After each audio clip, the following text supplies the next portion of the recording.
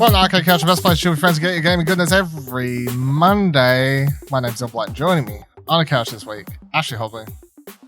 Hey Dylan, excited to be here, and I have to ask, after 4 months or so now, how much Mario Kart Live Home Circuit have you been playing? 2 sessions.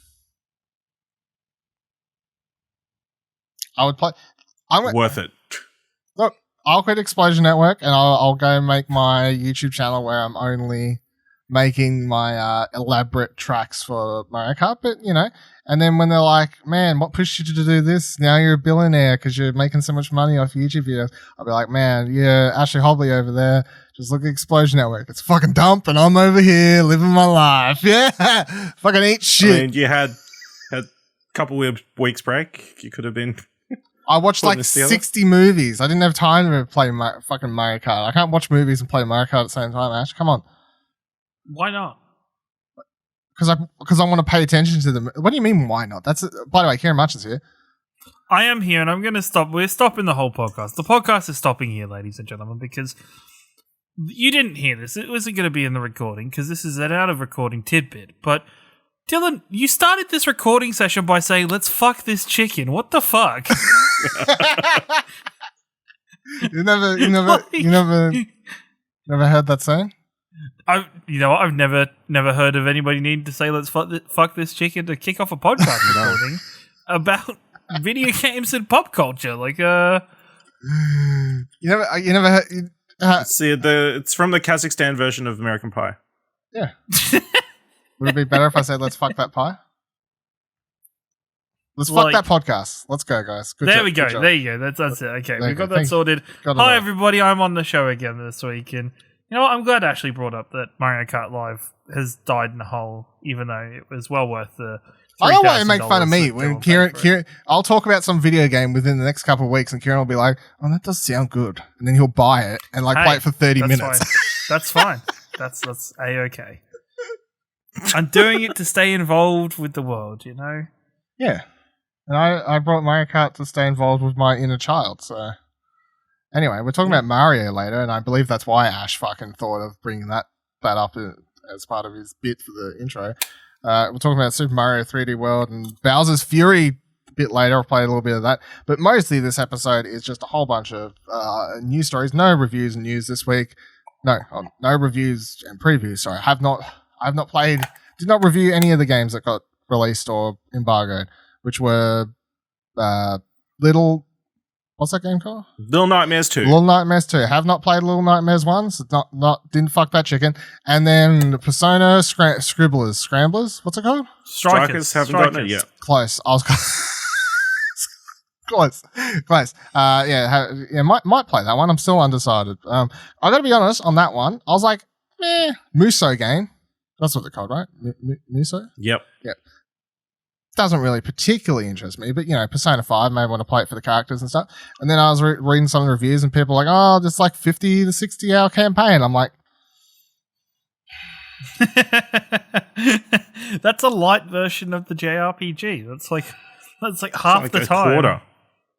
They should have just made the campaign shorter for people who just want to play it for the character stuff, then have a bunch of extra content for the Muso fans who want to go ham and do the stuff. Anyway, they're the 2 games that had reviews. Maybe it's all character stuff. Maybe. I don't know.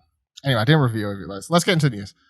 First thing, Epic had a showcase for some reason, which I thought was interesting because I suppose that sets some sort of precedent to go forward that Epic Games will be doing Epic Games Store showcases, which is what the official title was. So it's not I think that important on the title because it's not an Epic Games showcase, like focusing on Epic Games produced games. It's games that'll be coming to the store, the Epic Games Store. So it's an Epic Games Store showcase. I was running through the couple things because there wasn't that much. It was like 20 minutes. There was one mind-blowing thing, one kind of cool thing. So the first thing, they announced this game called Binary Smoke. It's like Cyberpunk. I don't know really what you would call it. It's like a platformer, puzzler thing. Yeah, does it work? Then 10 out of 10. You know what I'm saying? Anyway, that looks pretty cool. They had a trailer for Magic Legends, which we talked about a week or two last ago, week, whatever it was. But it was a brand new trailer, and I was like, you know, looking cool again. looking forward to trying this game out and giving it a go, fucking that chicken. And then you've done it now. But the big one that kind of set the internet on fire a little bit, or PC fans getting happy, is that Kingdom Hearts series is coming to the Epic Games Store, which will be the first time Kingdom Hearts has arrived on the personal computer home space. And of course, I saw straight away lots of people on Twitter are just like, exciting. When's it coming to Steam? Well, no, not that. People are like, exciting that it's coming to PC, but more importantly, people are finally going to be able to mod Kingdom Hearts, and people are already going crazy with the best subtweet I saw was people like, you'll finally be able to play as Kyrie. do it for them, kind of thing. So I don't know. It's not like those games running particularly bad on consoles or anything. It's just a new platform for people. The Kingdom Hearts games have already come over, or the Final Fantasy games have been coming over to PC. So it was interesting. Like in the Kotaku article, that I'm reading all the stuff from here. They do note that Kingdom Hearts 3 has been on Game Pass, but only for consoles. So I was missed that one. And then they had a trailer for Axiom Verge 2, which looks really cool every time I see it. But I'm like, I don't know if I'll actually ever play this, but always looks cool. And then a couple other little tidbits that not really. So they had a Rocket League thing, Godfall thing, Road Company thing, cool. Warframe thing. Chivalry 2, they had like a developer video for it or whatever. And now I never played the first one. I think Nick was playing a bunch of it at some stage, and of course it was a Twitch phenomenon there for a while, of course. So I feel like everyone watched some gameplay of it. Second one definitely looks a lot better, like graphically and this sort of stuff. And in the video, the developers talk about how it's going to have, more bloody combat and better moves and, all this sort of stuff. Because obviously they've got the budget now. The first one was this kind of small indie thing. But Kieran, did you ever check out any Chivalry?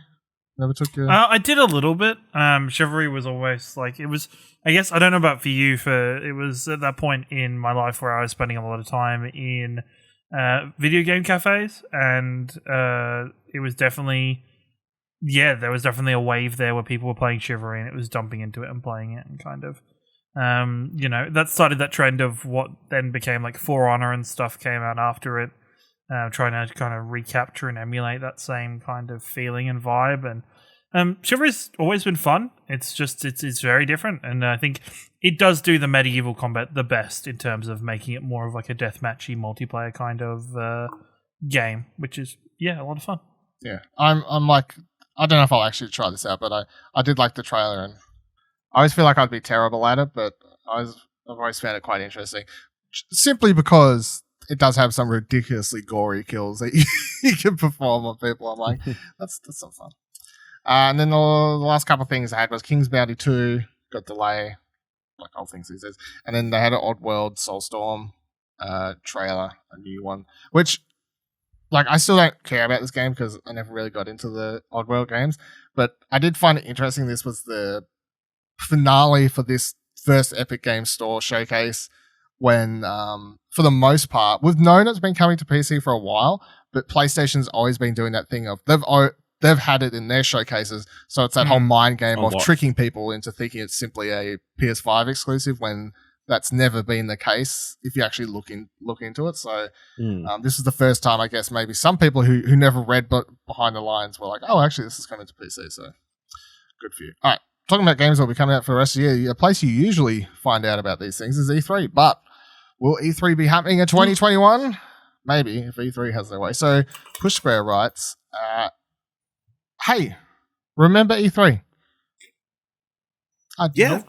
No. Kinda. It was the dark times. It used to be the biggest annual event on the game calendar before publishers like Sony specifically started pulling out and hosting their own online showcases. I'm just going to edit that and say Nintendo did it first. So, like that. Anyway.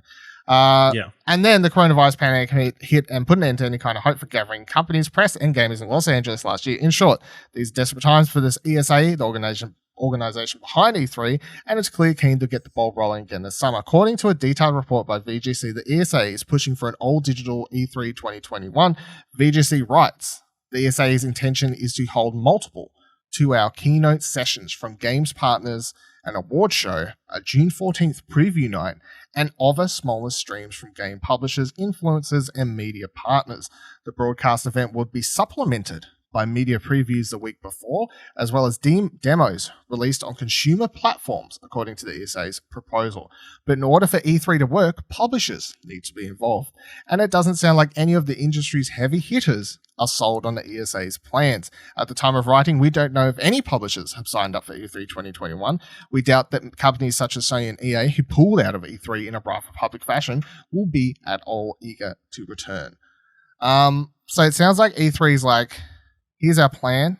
We want to do this. You know, they pitch it to the room, and literally everyone looks around and goes, no, we don't want to do that. Like, we got like a state of play. They got Nintendo Direct. We got the new video game show. We had we had to go to the million one and different fucking streams we had last year. Geoff Keighley's announced Summer Games Fest is back, which put a pin in that. We'll come to that in a second. You know, like, I feel like everyone's just like, and we had so many discussions last year about, like, after the E3 leaks, would E3 ever be back? It skipped a year. Can it ever return? I know. Ash, how are you feeling now, E3? I mean, it's positive that they're looking at just doing a digital-only event. I mean, then you're not going to have a convention of people passing around coronavirus. That's pretty good. That's pretty good. You're right. That is pretty good. Yeah. You know, that's a good start. Obviously, it's just going to come down to money. And I suspect E3 aren't going to want to give this coverage to their partners for free. No. You know, that's probably why. And then Sony, EA, Ubisoft, they're all like, why do we need you to have this event when we could just easily do a state of play, drop a hat, get almost the exact same amount of people watch our announcements? You know? Kieran? So I'd like it, or like, then we have a set date, like a set week or whatever, where everything is going to be, we're going to have this huge week of announcements. That's cool. But yeah, I don't think it's going to happen. Kieran? I think, you know, you can't quote unquote put a monopoly on the internet. So, you know, there's no benefit of putting your publishing kind of, for most big publishers, there's no benefit of putting your games into the E3 showcase other than, you know, it's not like you're forcing eyes onto your product when you can just do it yourself without paying the whatever kind of contributions are required to be a part of E3. It's going to be rough, and I don't see them. Like, they need to find a way of incentivizing people or getting people on board with doing it, or they need a really good year this year without many of the bigger publishers to show that there is still some benefit of being a part of the E3 showcase, even while it's online, to bring some of those publishers back into the fold for them. Yeah, I'm gonna have to vote with E3's fucked. if I had to pick one of three options, because if as that story makes it sound that they're very heavily reliant on, because that was the other part actually, that in the full VGC thing, it also says that they're not only asking for people to join up, but then they're asking for, you know, several $100 minimum, you know, like sign up, but also pay us to host you on E3 kind of thing. So I really don't know who would take them up on that. Maybe a bunch of the smaller people would if there's enough interest. Like, maybe if a couple people say, yeah, no, I might do it, then some other people, you know, like your THQ Nordics or some shit like that, where they're like, we've got 200 games, we'll show like 2 of them here, 2 of them at the next one, 2 of them at the other thing. You know what I mean? Like these sorts of things. Yeah. But all of the big names, EA, like Ubisoft did their own event, of course. They did the future E3 Ubisoft thing 3 times, I think. They ended up doing it towards the end of last year. Or was it twice? Yeah. So they've done a couple. Of course, EA for the last couple of years has been doing their own thing, their complete own. When E3 was on, like when people were still attending it, they were literally just hosting their own fucking thing, like across the parking lot. Like, so yeah. Devolver Digital's been doing their own thing in the car park. So like straight up in the car park. Sony's left, Nintendo left. The only one that remained was Xbox, but of course Xbox has been slowly getting better at their own online showcases because they were forced to adapt last year to announce Xbox Series X stuff and whatnot. So I don't know who the fuck would sign up. Well, we're very much in a world now where developers are getting better at communicating with their fans more regularly. Like, that's just the common courtesy. We're not at the point now where the world needs a single event that people all need to go to be able to communicate with their fans anymore, to enable them to do that. So to have media representative attend their showcases and their demos and get hands-on with the game, there's ways to do that online now. There's ways for them to constantly be regularly communicating with their fans and providing feedback and providing updates and providing game trailers. I think how openly and readily available methods of communication are with your fan bases is going to be truly the end of E3, and having no E3 last year made these developers learn how to do that. You know, when you're put in a situation where you have to learn how to do something, as soon as you know how to do it, why do you go back? What is the incentive to go back to the old way? There just isn't one. Well, I feel like the E3 incentive was because the game news module, to a degree, had been built around, you can announce some smaller things throughout the year, but otherwise, everyone saves everything until E3 week, and then everyone announces everything at once, and you go absolutely crazy. However, of course, over the last couple of years, everyone's, as you're saying, everyone's learnt that we can kind of just string information along throughout the year, you know, like a trailer here, a teaser there, and we'll drop a developer diary here, you know, like we'll kind of do it our way. We'll host a state of play where it's 20 minutes about Destruction All-Stars to get hype put into that. Like, years ago, Sony wouldn't have even been doing that for stuff like that. And, of course, Nintendo's had great success for it for years and years. So, pull this into the next thing, which was that Geoff Keighley has announced that Summer Game Fest will be back in 2021. He hasn't fully confirmed in what fashion. The only thing I know go for like the 2-month period that it went for last year. He said it will be shorter, apparently. Yeah, so that makes sense. Yeah, the thing, because I know a lot of people had complaints about last year, the fact that it, you know, he initially announced it was like, it's going to be this Summer Game Fest, we'll go, you know, we'll do all this stuff, but then he kept stretching it and stretching it and stretching it, and I think that was because summer's 3 months, that's why. But he just kept attaching more events, you know, it was like, oh, this and this, and you know, even things he wasn't involved with, he like sort of he just streamed, streamed and got attached to reactions, yeah. So I think he's going to be running a little bit short this time. I'm hoping, because he only when was this posted? February 9th. So it was only a couple of days ago as of recording. It simply updated the color schemes. Now it's a purple and blue logo instead of, I think last year it was like orange and red or something like that. New year, new colors is what it posted. So, and then Geoff Keighley's been responding to a couple tweets here, there, or whatever. And, you know, of course he's teasing it, says more information will be coming soon. I enjoyed what Geoff did with it last year, and I thought it was good to have because, of course, he gave. You kind of always knew there was something coming for those couple months there. There was always like an event to look forward. He had that calendar set up where he was, you know, announcing stuff. That's where we got like Tony Hawk's and Crash and, you know, all these other things being announced and shown off and whatever else. League of Legends stuff. He did several of those.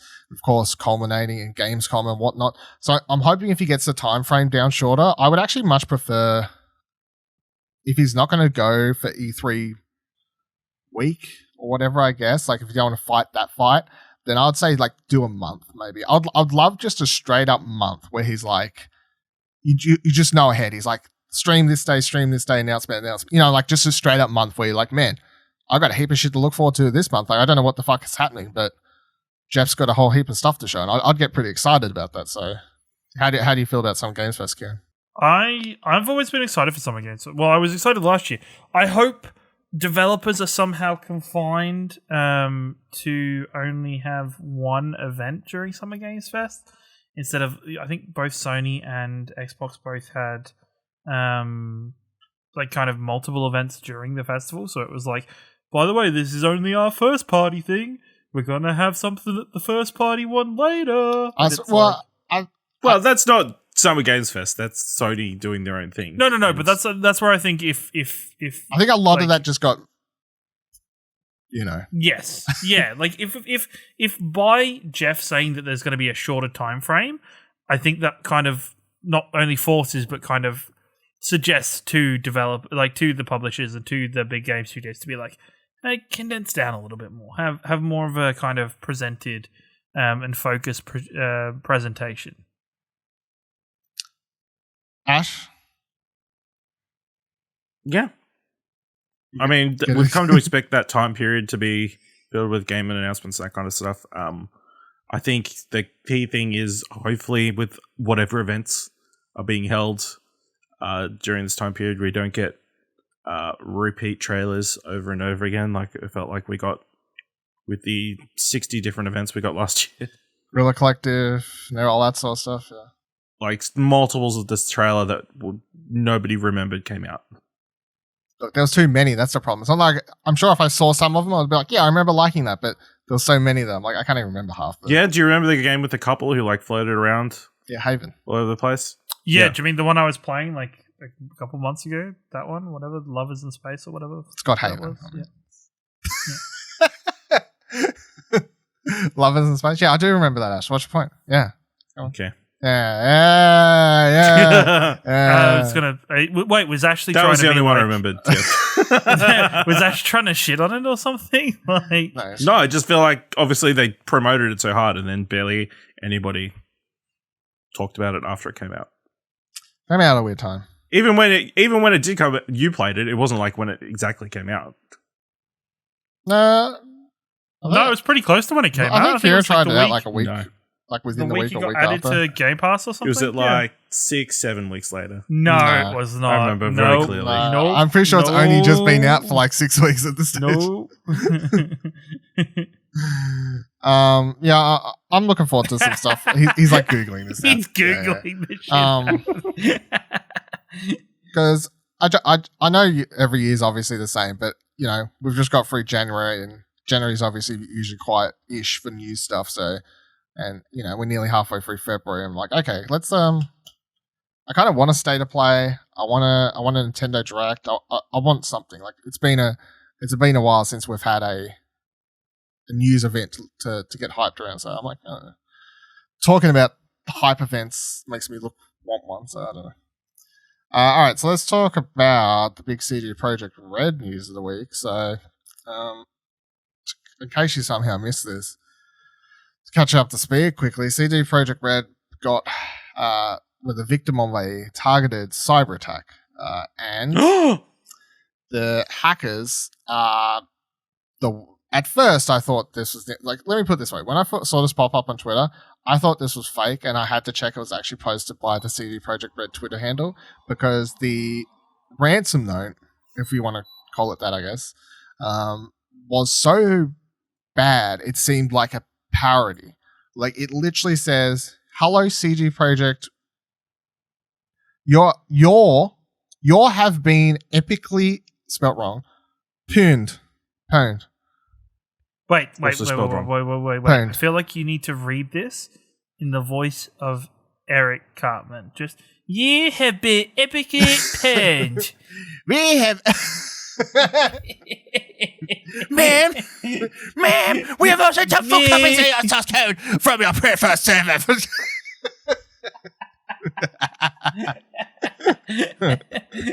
Close, I don't know. So they've hacked into their server fully. Got a whole bunch of stuff, including source codes for Cyberpunk 2077, Witcher 3, Gwent, and unreleased version of Witcher 3. And they write a note. In their thing they says that they will they write, if we will not come to an agreement, then your source codes will be sold or leaked online, and your documents will be sent to our contacts in gaming journalism.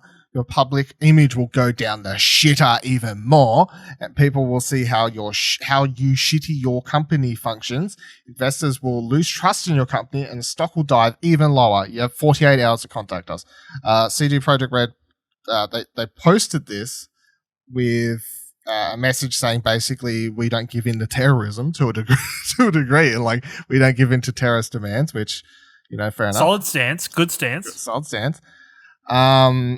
And then, you know, it's making a few jokes about it, but obviously it is quite, it's a serious thing and a serious crime at that. And it's I think if it wasn't for how bad the note was, I would would probably not find any of it at all funny, but the note is just so bad that I can't help but laugh at it.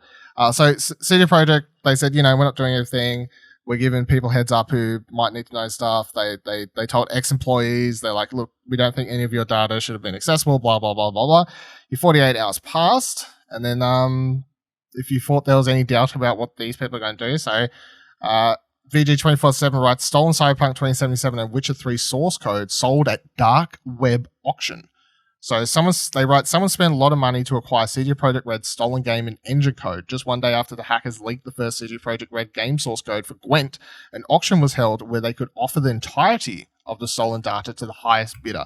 The auction was held on a popular hacking forum on the dark web, and the bidding started at $1 million, I'll assume. According to VX Underground, the auction concluded shortly after, once hackers received a satisfying bid. The quoted buy figure was $7 million for the whole thing, but it's not clear how much was actually paid before the auction ended. This is because, according to Keighley Research, the offer came from outside the forum where the auction was being held. The buyer was stipulated that the data would not be distributed or sold again in the future. I find this hilarious that a hacker group steals CD Projekt Red's data illegally, takes it to dark web and auctions it, and then puts a stipulation on it that says, you cannot sell this if you buy it off us. Like, you cannot sell the stolen illegal data we've acquired if you buy it for $7 million. Like, you got to sign on the dotted line. Like, it's so fucking weird. It says the forum post announcing the opening of the auction and said the dump includes source code for The Witcher 3, Cyberpunk 2077, an upcoming ray tracing version of The Witcher 3, Thronebreaker, as well as the studio's proprietary Red engine, which powers all of its games.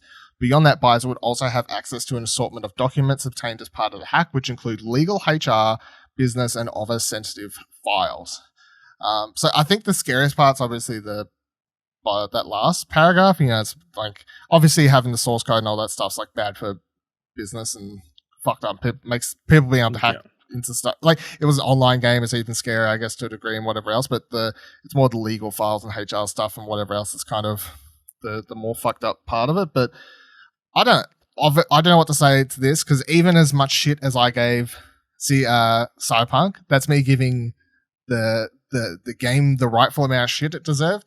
And as I said every time we talked about it, the team leaders, the amount of shit that I think they deserve.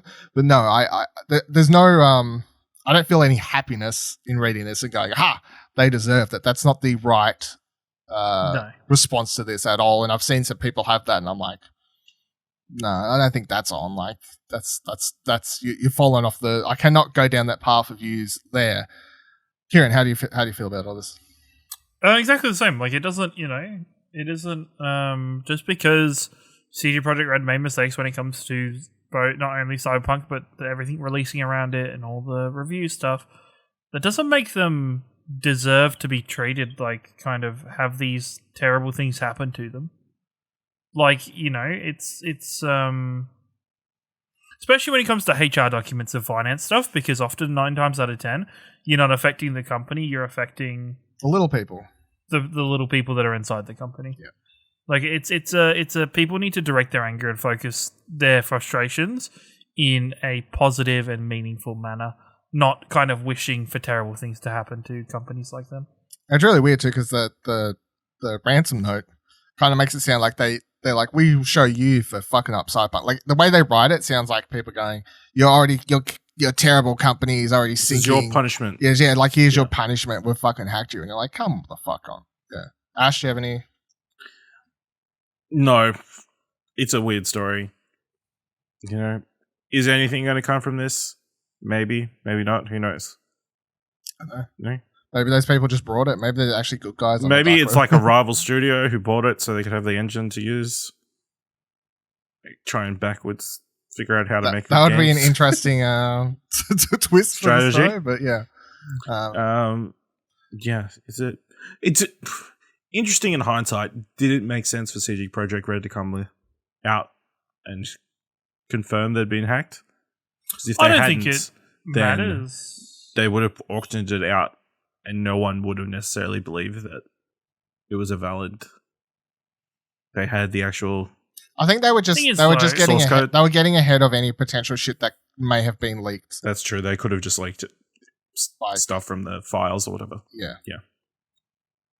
That's how I took it anyway. They were just trying to get ahead of any the point. bad stuff that could have happened. So, all right, we'll see what happens if people are to do stuff for that. Talking about, here's another weird story that Ash got to hear me react to the other night when I was playing fucking Apex or whatever, and that was on stream even. Twitch.tv. It was on stream. By the way, twitch.tv/Explosion Network. We did a stream the other night, so Maybe there'll be more. Maybe there'll be. We've said this in the past though, and look at just blow the dust off your Twitch primes and go on over. Look, it happened. It was like a fucking 5-hour stream or something really exciting. It was streaming like 2 a.m. or something. So, put in. Anyway, so was doing that. This story popped up between matches, and I was like, what the fuck? Because I remember this being a game back in the day. But anyway, Polygon writes, one of the most controversial video games of the 2000s is being released. So 6 Days in Fallujah, the controversial shooter set during the Iraq War, is finally coming out nearly 12 years after it was first announced. According to a news release from the game's publisher, the tactical game will be based on true stories gathered from members of the military, as well as Iraqi civilians who lived through the Second Battle of Fallujah in 2004.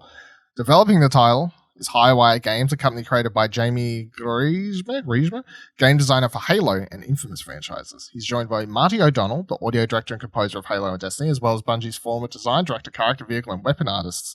The team also includes Jared Noftel, co-founder of Airtight Games, Murder Soul Suspect, and Dark Void. Bangers there. Victoria, a company founded by former Bungie vice president Peter Tampt, will publish the game. Tampt was also involved in the original version of 6 Days in Fallujah. 6 Days in Fallujah was originally announced in 2009. At the time, it was in development as a third-person shooter at Atomic Games for PlayStation 3, Xbox 360, and Windows PC, and Konami planned to publish it. Shortly after the game's original announcement, however, multiple groups came forward to criticize the concept of the game. That backlash, which made the rounds of international media, eventually led to publisher Konami dropping out. And they said, quote, after seeing the reaction of the video game in the United States and hearing opinions sent through phone calls and email, we decided several days ago not to sell it, end quote. So Atomic Games shut it after that in 2011. And then they've got this new version coming out. And Polygon adds a little bit of backstory here as to if you want to know why it was controversial. So the city of Fallujah was originally taken and held by the United States military during the early weeks of 2003 Iraq War. In 2004, the city became a hotspot, drawing in fighters from around the country and beyond. Fighting there cost countless civilians and insurgents their lives. The fractious state eventually led to the death of several private military contractors from Blackwater, USA. Their bodies mutilated and dragged through the streets. The image of their corpses hung from the bridge were widely shared by the international press, helping to make the city a focal point of occupation. So here's my initial reaction to this was why? Because I do remember this being announced and the whole thing being kind of fucked up. And I was doing a lot of digging. I was reading a lot of articles today as to I'm like, can someone help explain why and how this has happened? And I think Daniel Ahmed at ZugX on Twitter, I think he gave the easiest, most straightforward answer, which I'm choosing to go with because it's the one that actually makes the most sense. He simply tweeted, I couldn't possibly guess what 6 Days in Fallujah is being revived at a time when the US Army recruitment is at an all-time low. This reboot is from the same people that worked with the FBI and CIA on training systems and is basing its game on excusing US war crimes. So then he goes to point out a few things where they're like, oh, we got all these people involved, blah, blah, blah, blah, blah. And after doing some more reading and finding...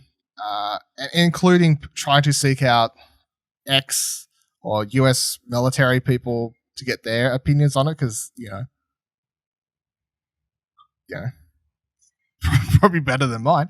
A lot of the consensus seems to be this is as fucked an idea as it was in 2004. Because I got to be honest, I did have this is not something I feel like I could have spoke about without reading a bit more about it, because there was a degree in my head of we do, I feel like if you're not reading up on it or whatever, there is a degree of, but we do video games about older wars. What makes this so different? I feel like if you're not in the know, you can very much kind of go, yes. Surely it's been long enough that you can do a video game about that. And the consensus for most people is this isn't a game about World War II where people kind of understand the general consensus of this, and it wasn't even that long ago in the scheme of time, and it was also just a horrific fucked up time. Like this isn't there. People, a lot of people accuse. You're saying World War II and that wasn't fucked up horrific stuff? If you do some reading, people say this isn't war. This is terrible. Well, this like is a point where many civilians died, and it's like this is the thing where World War II in general is something if you do your research on. It's fairly black and white about the reasons behind the war and why different countries are fighting and the things going on around it. Yeah, Hitler was a cunt. That's well summed up. But I guess I always find it funny. World War II is the one where everyone's kind of goes, "We probably need to stop that guy," like yeah, like the whole world was just like, "Yeah, we can't do this." Where there's so much political kind of sides and connotations to US the more invasion US of wars Iraq. and yeah, exactly. Like there's so much more around the Iraq war and just how and why the US kind of sent their armies in there and just everything that happened into that war between the US and the UK and everything kind of pushing into it. I think there's a lot more kind of sides to that tale and things that people won't understand putting it into a video game. And I'll keep going. Like sadly, in some terms, World War II was a war of necessities, where it just turned out that they tried everything else, and there just wasn't another option to try to put an end to this to Nazi Germany. But almost the invasion of Iraq and the Afghanistan war was just it was a war without true purpose, other than kind of physical gain by people in the Americas and stuff like that. Yeah, I straight up, as Daniel, the tweet I was reading before, I straight up just do think this is basically a army recruitment game. And if you're not paying attention, you may think, I mean, if you're completely oblivious to how the US Army works, you may be like, army recruitment? They wouldn't do dodgy shit to get army recruitment. I'm like, you weren't paying any attention to the shit they were doing on Twitch in 2020 then, were you? Because that I was going to say, yeah, the army, you just look at the army's Twitch channel and you're just like, oh, okay, that's fucked up. Yeah. I mean, and that's recent. The US Army's always been known for sort of dodgy. This isn't the first time the army has tried using video games to recruit people. And the thing is, you don't want to using a video game to glorify war and glorify war crimes and glorify being in the army to try and lull people into joining is a really manipulative way of going about that, and is not something we should have in the medium whatsoever. Well, I mean, to a degree, I've seen a lot of people write about, and I always find it interesting.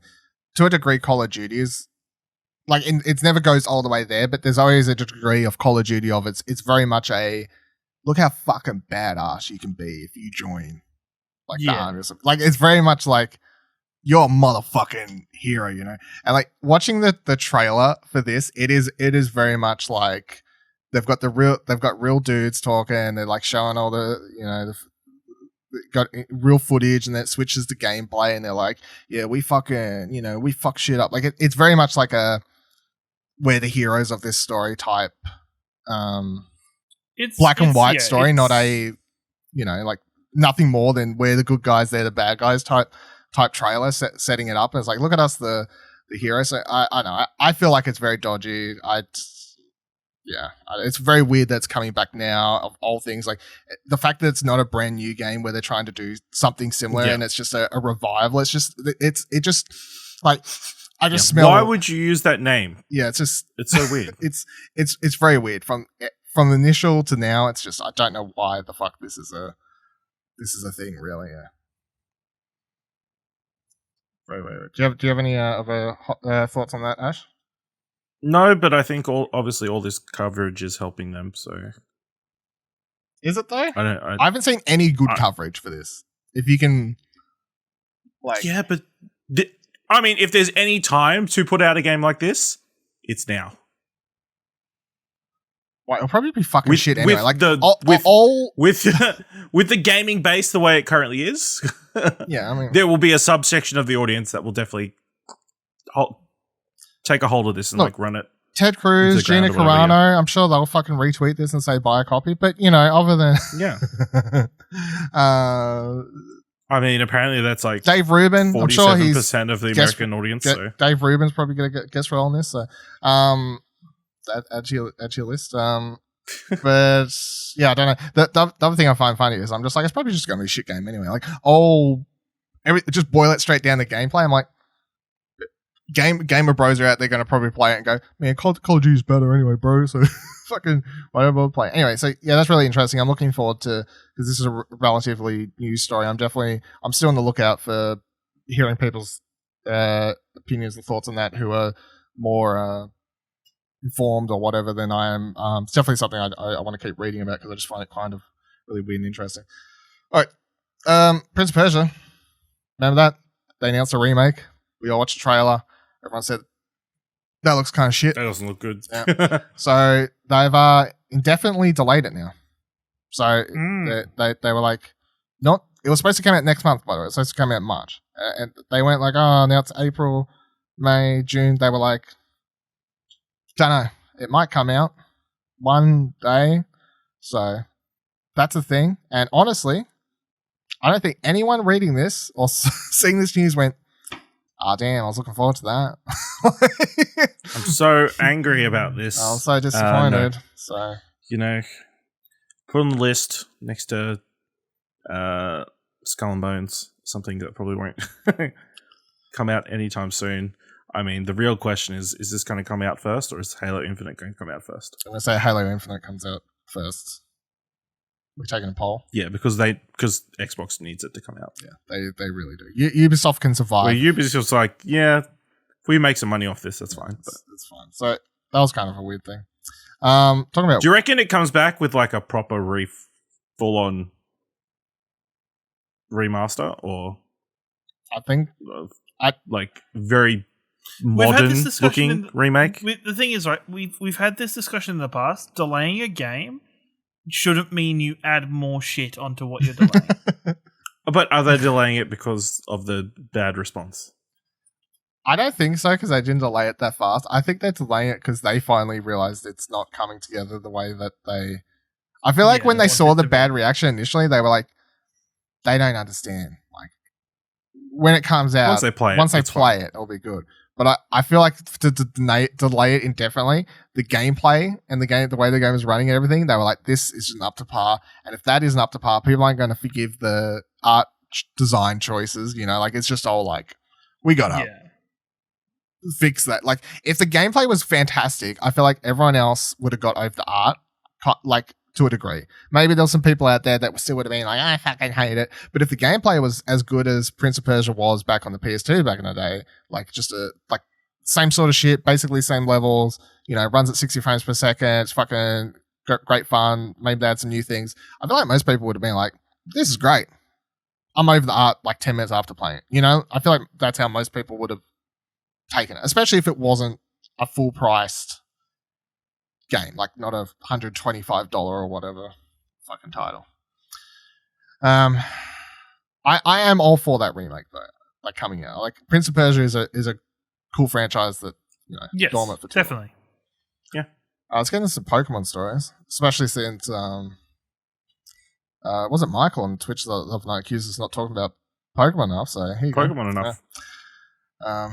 That's Sheree's fault apparently for not being here, so blame her. There's not I enough think it's definitely. Oh god, we can't say cuties. I forget. Please. No, bleep that out. we it's fine. decided it's fine. People got over that. There was a whole outrage. And, Oh, did it? Yeah, Oh, okay. yeah cool. like Nobody even remembers that No anymore. one- no one You know, gives a fuck. there's so many more things to be outraged by now that, you know, we moved on. like real things, because that was an outrage from the the other side. Anyway, Posty, old mate Post Malone, love him. Big fan of Posty. Who's here as a Post Malone fan? other than me? Put your hand up. Yeah, he's all right. Actually, make an audio cue because it's an audio podcast. First It's and an audio foremost. podcast. Kieran's not a fan of Posty. That's this point. Anyway, press start. I'm like indifferent to Posty. I'm indifferent. Okay. So I'll tell you. Post Malone and Pokemon are coming together for a virtual concert, writes Press Start. In a move I'm sure everyone is ecstatic about. Pokemon and Post Malone are teaming up to celebrate Pokemon Day on Saturday, February 27th with a virtual console event and an announcement made via Billboard. That's right, Billboard. Post Malone admits to still owning a Game Boy Color specifically so he can play Pokemon. What a flex. As such, it's sentimental to him not only on a personal level, but to even fathom that the franchise has turned 25 this year. Speaking to Billboard exclusively, he said, quote, celebrating 25 years is a big deal, so we decided to do it together, end quote. And there was a trailer released for it, and you got a virtual postie, and you got a real postie, and then they released a graphic thing that's like a virtual postie. I'm legit excited for this because it is fucking weird. Not only do I like Pokemon, not only do I like Post Malone, but this sounds like the worst idea ever, and I'm all about it. So where is this exactly? What do you mean? It's a virtual concert. Yeah, but where is the virtual concert being held? Fortnite. No, I don't. You know, is it inside Sword and Shield? I'm going to presume or is it just a YouTube video? I'm going to gonna assume be it's just a inside Pokemon YouTube Go. video. It's not. Or is it inside? They're launching Pokemon Snap with the Post Malone video inside, fucking and you imagine. can go past and take photos. No, I'm going to say it's a fully animated. If I had to guess, Post Malone. if I had to guess off the top of my head, I would say they've already recorded, obviously, and maybe they just recorded him in a bobble suit, and then they did the animation, and that's how they did it. If I was to, Will he perform the Poke Rap? if he does not, I Ash, hope so. if he does not, let me say here right now, I'm rating this as 0 out of 10. 0. None. Nothing. You know, he'll just No, because he's good enough to do like both bits. be like a yeah. That's the thing about Posty Ash. He's an all around American. He's got hero. solid vocals as well as good rap skills, right? Yeah, he'll be like, it's better now, and he breaks into Pokemon rap. It's looking good shit.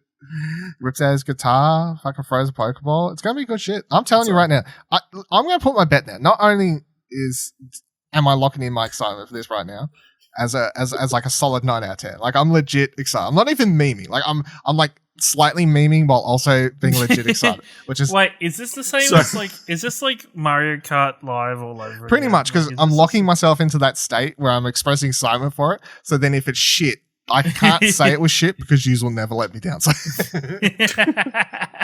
I just want in the video him to like evolve a bunch of Pokemon. He's just like, they're better now, better now. Oh god. it's gonna be good shit. So Press Start has the times here, by the way. That's handy. I missed that before, but they have Sunday 28th of February 2021, and for Mark it down your mark it calendars. down. So for us in the real time, me and Kieran and Melbourne and Sydney or wherever else, the Australian Eastern Daylight Time, it's 11 a.m. It will be taking place. And then if you're in Old Brizzy like Ashley, it's 10 o'clock Australian, Yeah. Australian whatever bullshit time. Then figure out the rest. Yep. Darwin, Perth. You got that shit. So lock it in, and that's the end of the month. Straight on the end of the month. Hey, we're in leap year, so Yeah. what a way to end February. And we're rocking out early in the morning to. I hope it goes for like an hour, man. It's interesting because weren't they teasing a Katy Perry thing as well? Oh, she announced she was doing an album. I highly doubt. I know she said A Pokemon album. she announced she's doing a Pokemon album. Yeah. Which I'm excited for that too because here's the thing, right? Here's the thing. Is Post Malone going to be on it? Maybe I'll debut a track. Here's the thing with that Katy Perry thing, since I did bring it up. A lot of people were, memeing that straight away, like going, oh, maybe she'll do the fucking poker rap, maybe she'll do the fucking Yeah, that was my joke. yeah, maybe she'll do the Pokemon movie theme song and all this sort of stuff. It's just going to be a straight up Katy Perry album where she incorporates random Pokemon lyrics into it, and maybe there's an incorporation of Pokemon music into original like pop music they do for it. And to be honest, that actually sounds like it could be fucking dope to me. Like, I don't love Katy Perry, but I can get down. I kissed a girl once, and I too liked it. So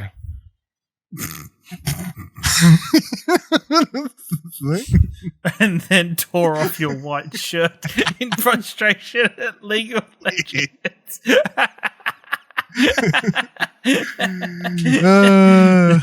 Good memes. Good job, man. So again, did you guys click on this Levi's Pokemon range of clothes? I did. And that those Poke jeans. Yeah, the Poké jeans are Wow. terrible. I think there was a jacket or something I could with like a picture Yeah. in the back. I'm like, A yeah, matching jacket. yeah. I'm like the jacket, maybe jeans. No. I didn't like most of that range to be honest. But Pokemon fashion, Ash, It's everywhere. it's everywhere. Pokemon food. I mean, they got like a straight out Misty costume yeah. as part of this range. So. So Pokemon is also in McDonald's at the moment, at least in America. So DualShockers writes, McDonald's Pokemon Cards 2021, the most expensive card on eBay. You may have seen that McDonald's and the Pokemon Company have teamed up to release a special set of Pokemon trading cards for the franchise's 25th anniversary. The collaboration sees 25 different cards available in both holo and non-holo formats, making for the 50 cards in total. 50 fucking cards at McDonald's. That's absolutely crazy. This has left the cards in high demand as collectors from all over the US scramble to get cards. In doing so, people are getting doubles or just looking to make bank and therefore selling them online.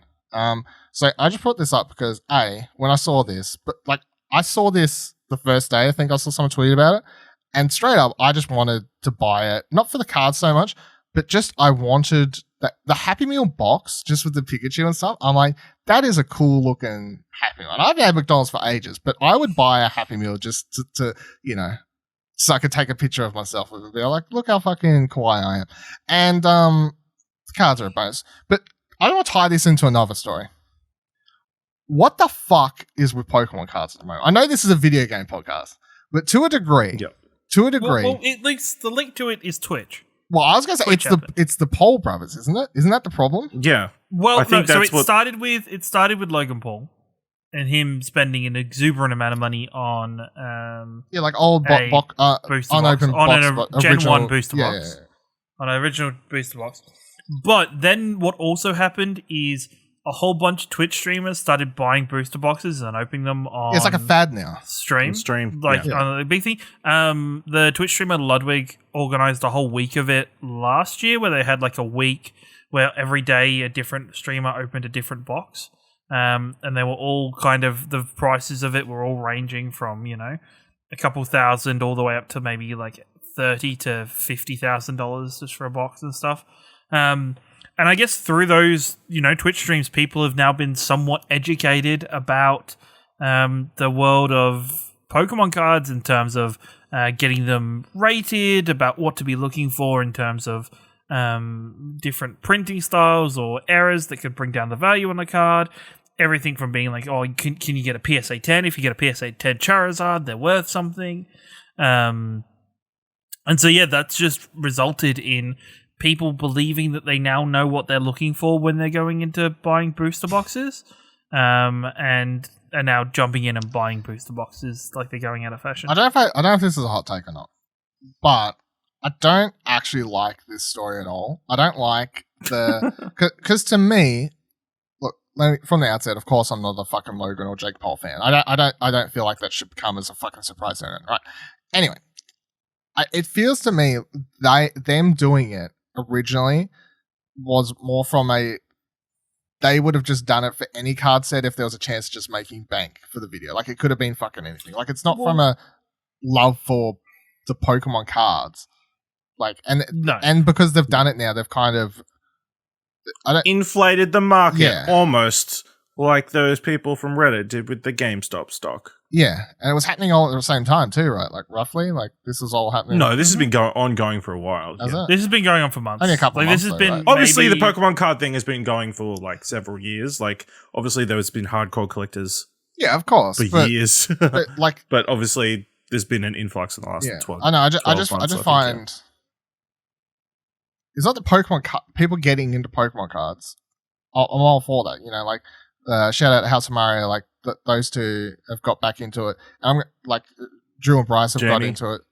Jamie Penning has always been I know. I think for at least the last couple of years, I think is what his thing is that he's got into it. So, but like, it definitely seems like Bryce and Drew have got into it because of they're part of the sweep in this at the moment. And I'm like, good for them. They're having a great time. Happy for them.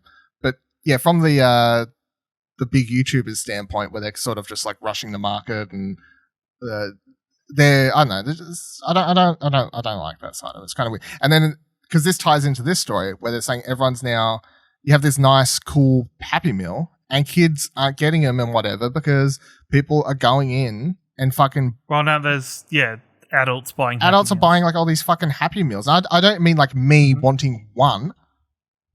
I mean like people it's are going them buying like all of 10 and just being like, I just want the booster because boxes. they want the rare cards. Also, to at make the money, same time, ruining it. it's kind of like so. Previous working at McDonald's, it is it's always interesting Happy Meals because you can't. It's things selling things to kids. That's why when you see in Happy Meals, they're always advertising the healthiest options in their Happy Meals. Like they're always got like the when chicken I was a wrap kid. with like. Not when you were a kid, but in modern times, it's always like the chicken wrap with like the apple slices and like a water or an apple juice or some shit. And for me, it feels really weird having something that is pretty much pseudo gambling inside of a Happy Meal. I mean, but Because the kids don't know that if you're a good parent, you're like, hey, you got one pack. And then they're like, is there more of these? And you go, nah, that's it. That's all there is, son. But that's the thing. But that's the thing where some parents unwillingly go, oh, you got a Happy Meal? Oh, you're really interested in this? Oh, I know they sell those at my local Target. I'm going to buy you some. And then that just kind It of... depends what age the kid is. know. Like, don't trading cards have like a rating of like, isn't it like 10, 12, somewhere around there plus, right? Look, I don't. They do. It doesn't. Like, Like Magic like did. parents read that bullshit. No, but like I know Magic That's had a because rating. there's law. Magic had a rating. Like I think it was like 12 plus or something. So because that's obviously But that was different because that's Magic because Magic has like violent. Was that because it was gore violent? and stuff as the artwork, and the artwork's a little bit more adult. Not fucking Pokemon cards. I mean, like original Pokemon Like- games were PG because they had gambling in them anyway, like the slot machine games and stuff. So yeah, it's just the fact that it's just the way it is where people kind of overlook that stuff. I don't know. It feels kind of weird in a Happy Meal though. I know, it's kind of weird. By the way, I still have all my I found all my Pokemon cards actually a couple months ago, and I did send them to Jamie. Shout out to Jane Penning twice, I guess. I sent him a bunch of pictures, and he was like, "You've got some stuff that's actually worth money here." And I was thinking about rushing out to sell it, but I'm like, yeah, don't get better. I've got like original Charizard and Venusaur and Blastoise and shit like that. Oh, I wonder. That makes sense. I just saw Jamie just purchased a brand new Rolls Royce. Don't know where he got the money. Don't know where he got the money for that, but coincidence. Yeah, I know. I definitely feel the Pokemon card thing is interesting because from the side of it, I'm happy to see a lot of people getting into like trading, like, you know, like be it Jamie or House Mario Boys or whoever. Like, it's cool they're getting into Pokemon cards and they're enjoying it, enjoying the hunt, whatever. As long as they don't get too addicted and spend their life savings on fucking booster boxes, you know, your adults go for gold. But it's just definitely that Logan Paul side of the YouTuber stuff. I'm like, oh, it just feels dirty. Feels dirty. And then I read this Pokemon story and I'm like, ugh, I hate how they're ruining it. Especially because I, before all this, the day I saw it pop up, I like tweeted at McDonald's Australia. I'm like, hey, when are we getting the Pokemon Happy Meals? I want to buy a Pokemon Happy Meal. That sounds awesome. Anyway, Pokemon. There's 2 Pokemon stories for the week, made up for the other ones we missed.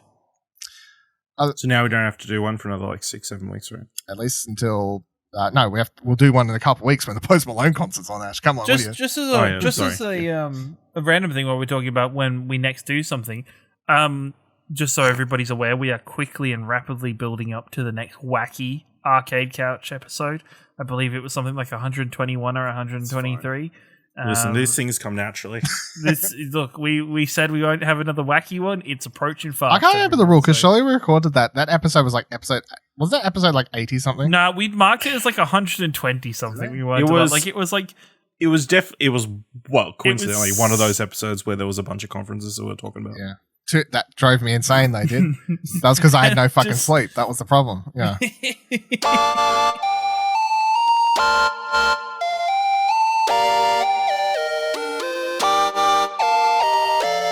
Let's talk about some actual video games. So a couple things been playing. Firstly, so drove into town this morning before work.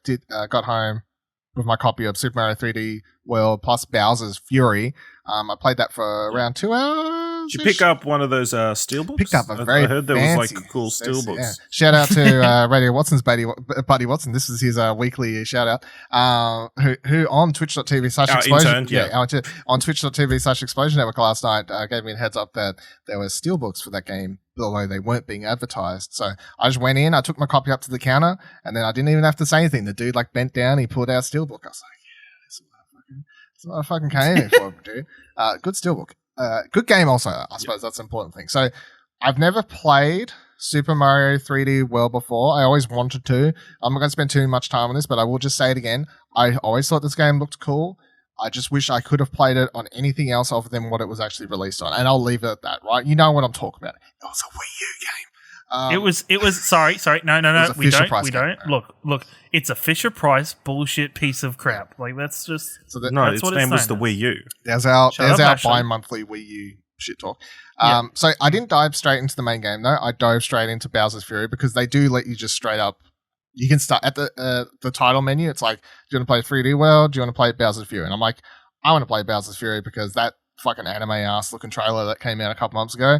Yes, I'd like to play that weird looking game. And it's very cool. Like it's a straight up. So you Mario, like it's an open world as much as a Mario game's ever been an open world, and it's very weird in that Bowser has been like taken over by some like black goo or something along these lines, and he's so evil that you need to return him to his less evil self by helping him fighting him, and so as you're making your way around the open world and like collecting the stars or something, I don't think they're actually stars, but you know what I mean, like there's stars you got to collect and stuff like that. Bowser's at all times just in the middle of the map, and he will slowly over the minutes pass begin like his giant shell will just begin like spinning and turning and turning. You can always see it in the background, and then every now and then he'll come to life and the whole world will go dark, and he'll start like firing attacks at you and everything like that. And he'll only stop if you manage to find a star, which sort of sends him back to his slumber for a brief amount of time. Or, this is the very anime part of the fucking game, is that if you get enough of the stars, you get to initiate this giant bell in the middle of the map. And when Mario takes this giant bell, he turns into Super Saiyan Mario. And if you've seen the Super Saiyan Mario in the trailer or in pictures or anything like that, this game straight up just turns into a kaiju battle where Bowser comes down, he's like, look at my fucking flowing Super Saiyan hair, and Mario jumps up and he's like, hey bro, no problem, I too also have Super Saiyan fucking locks, and it's okay. Everyone, give me your energy now. It's me. Wahoo! We're gonna do it together. Pretty much, like it's not even a meme. Like that's it's pretty much what's happening. I was trying to find it in the fucking trailer. Oh, here we go. I was trying to find it for the video version, the fucking part where it happens in the trailer. But yeah, for video people, here we go. This giant bell. You jump into it when you get enough it. He straight up turns, and then his hair is straight up fucking Goku. Yeah, no. He's like while he's changing, he's like, this is Super Saiyan 1. This is Super Saiyan 2. It's fucking great. And this is Super Saiyan 3. Yeah, and then he turns into the Cat Saiyan. Like, it's just impressive. And yeah, I've done that twice so far, and those battles are pretty much, you got dodge Bowser's attacks, and you can, typical Bowser fight, but giant now, where you got to, dodge his attacks and jump on his shell and whatever else. And I think the thing that's also the coolest that no one talked about in the previews, at least what I saw, the thing that stands out to me the most is, so when you're roaming around the world doing your typical Mario 3D world stuff, doing your platform and taking down the monsters, collecting the stars, all this sort of stuff, you got your typical Mario music. It's like do do do do, like you've all what to think. The second Bowser comes to life, or you get into the Super Saiyan fight, the music turns full anime music as well. Like it's straight up like like we got some like metal ass shit. I'm like, what the fuck? It's so weird. Just like the music and the concepts and everything. Like, I think this is really cool. I know it's apparently not that long, like 3 hours. I think people have said it's like 3 hours to beat, maybe 6 hours to 100% everything or whatever. Of course, I've just been making sure to clear every area of extra stars before I move on because got to do that shit. I'm having a great time though. I love the fact that Nintendo was like, yeah, we could have just released 3D World, and people probably still would have brought it. Like, I still would have brought 3D World if they just released it, because I would have been like, Very much so. I always wanted to play that, but Wii U, so I'll buy it now. The fact that they were like, we'll use this opportunity to fuck around a little, and I still don't know. I've seen lots of people. I'd like to say who it was, but I can't actually remember who I heard read or say this, but read or heard someone say this. But someone was like, I don't actually think that this is them fucking around with the next Mario game.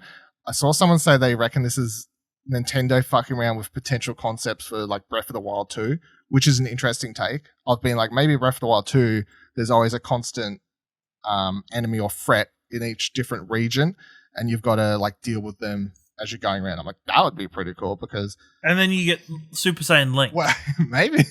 And then we're building up the Saiyans. Maybe. And then we have some kind of tournament. There's going to be a tournament arc. I'm down for this. So yeah, I've only played the Bowser Fury stuff so far. I'm definitely keen to jump into 3D World once I'm done with that. I do think also it's really cool that they've added online to this, so you can play online co-op.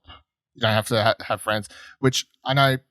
I hate that I have to keep calling that out, but there are times I still have to be like, yes, the couch co-op mode now lets you play it online with friends if you want to do that. Yay, good job, people, for allowing that. So, but it's just the fact that there are other games that don't do Yeah, that still. yes. It's like, come on, you fucking idiots.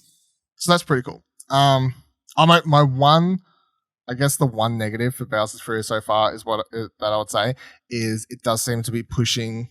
It's either like maybe it's not as optimized as well, or it's just like pushing what the Switch can do, because it's like the combination of the open world plus having a giant Bowser just like spinning and come to life in the background at all points in time.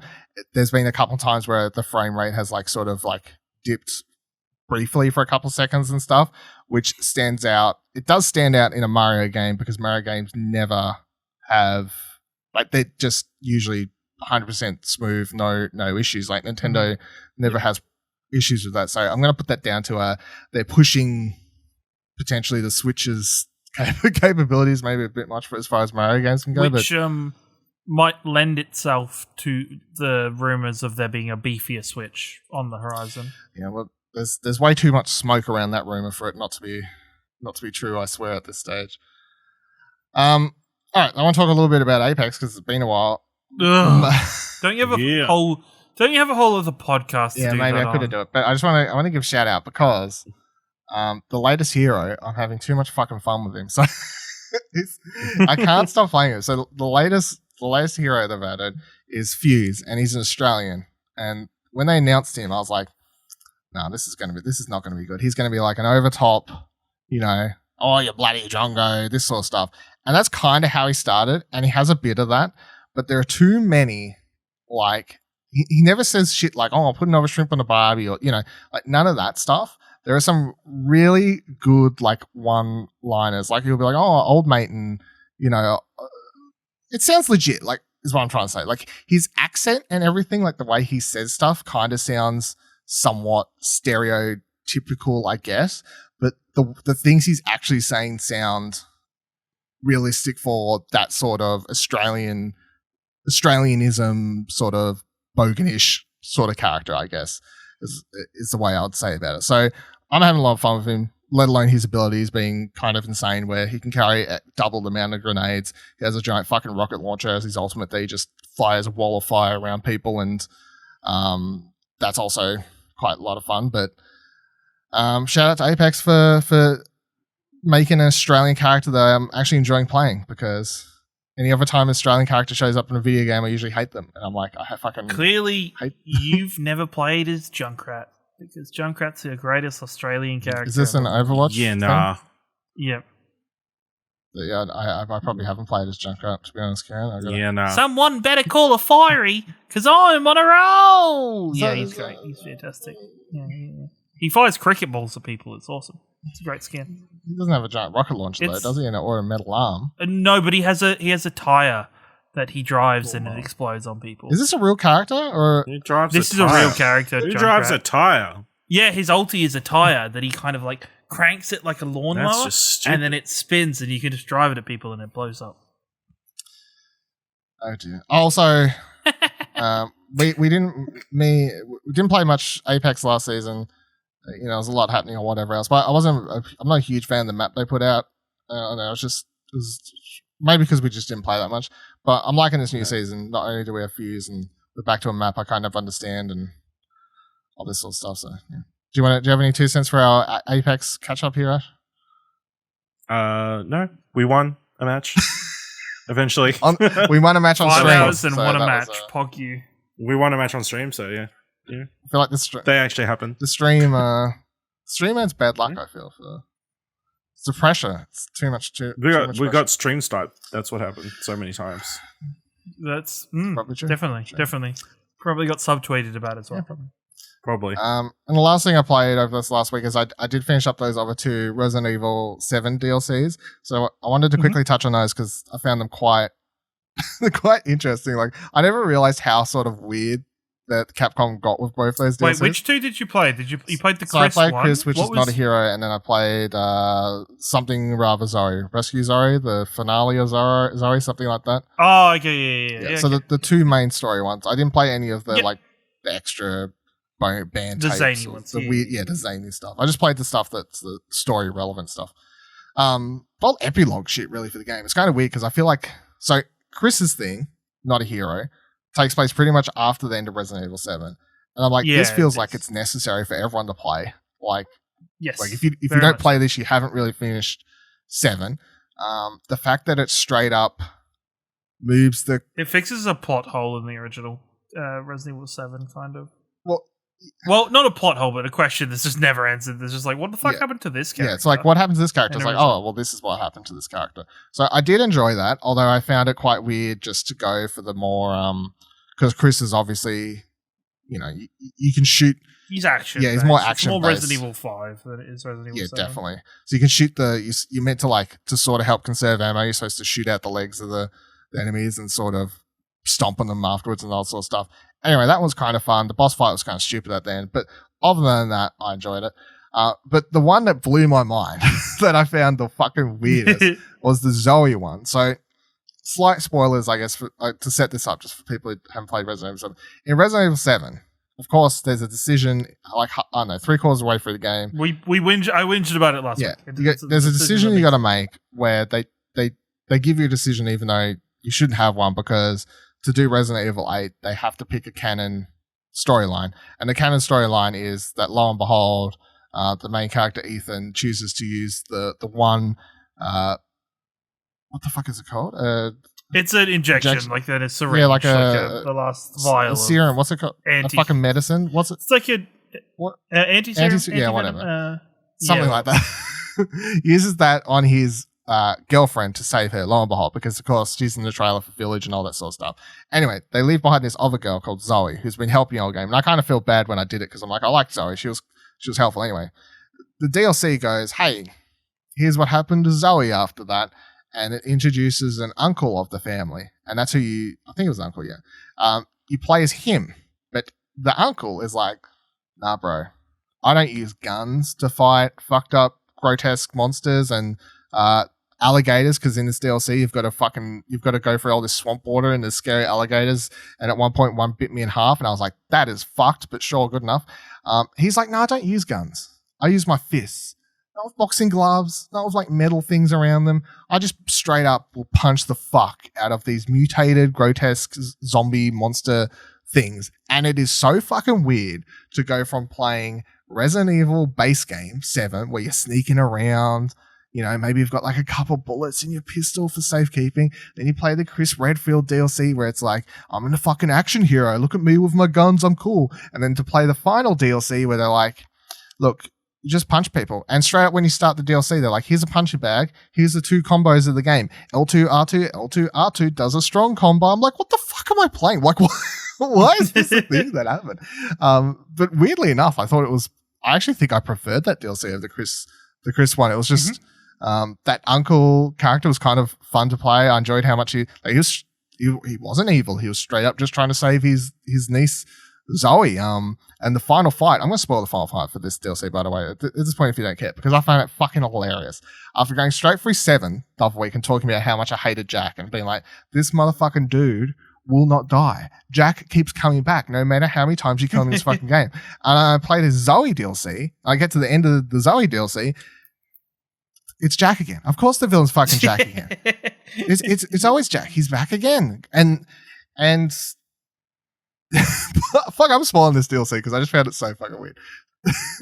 Towards the end, or in like the last 10th of this DLC, where this character, the uncle character, is like coming across all these umbrella boxes and stuff.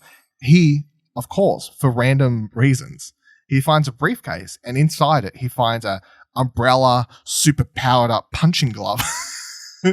And that's what you use to do the final boss fight. And the final boss fight, you literally have to dodge Jack's attacks while holding L2 to charge up your punching glove, and then you run up to him and you punch him right in the face. And I was like, what the fuck am I playing? Like, what the I was like, what a random swerve for them to do in the final like story DLC stuff for that. Anyway, other than that, I'd like to say I've finished my Resident Evil 7 journey now that I've played the DLCs. Finished that last one only last night, so that was a thing. And then today I drove down a little bit of a rabbit hole of Googling stuff because I found out some like code names for secret organizations that could have been causing stuff. And I'm like Googling to see if they've been connected or like hints have been found out in the Resident Evil Village trailer. So I'm ready for Village now. Like I feel like you're down the rabbit hole. I'm down the rabbit hole now. Officially. Like you are through the looking glass. Yeah. So I actually haven't. I'm going to do it before bed tonight, I reckon, because I was thinking about it at work today. I was like, I haven't. Now that I've finished the DLCs, I need to go back and watch the Village trailers to see if they get me more excited. Because of course, the first time I'm watching them, I'm like, I think you were. I was like, I don't know the character, but werewolves and shit. Yeah, this looks like a fun game. Maybe I should finally play 7. Like it was grabbing me that much. But now I'm like, hey, if I go back and watch them, will I be like way more excited? Okay. I believe so. I would hope so. I'm gonna hope so. It would make sense if you were. I'm pretty keen. I'm pretty keen. All right, that'll do it for this week's episode of Arcadey Couch Talk.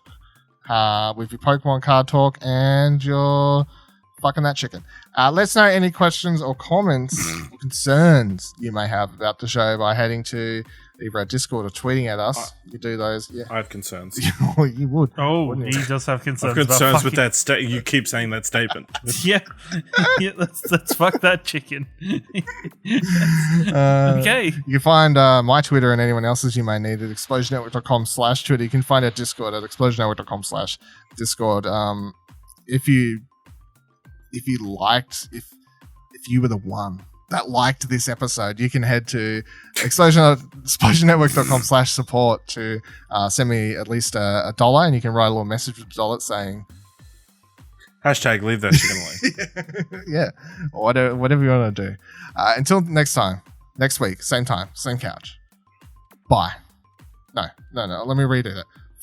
For Kieran, Ashley, and myself, Dylan, keep fucking that chicken.